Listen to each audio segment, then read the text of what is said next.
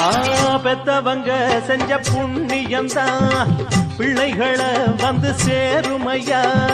உத்தமரு ரொம்ப ஒசந்தவரு என்ன பெத்தவரு இந்த பெரியவரு.